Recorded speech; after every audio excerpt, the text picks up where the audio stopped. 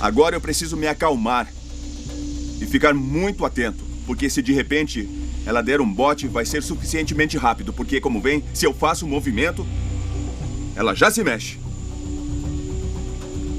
Essa cobra é muito especial. Ela é única, olhem com atenção. É uma cobra única. Uma cobra que está aqui na minha mão. Uma cobra que a qualquer momento pode me picar e me levar dessa para uma melhor. Eu teria mais ou menos uns 6 minutos. 6 minutos é o que o corpo humano suporta a picada dessa cobra. Tem um veneno muito rápido, tem um veneno de ativação muito rápida.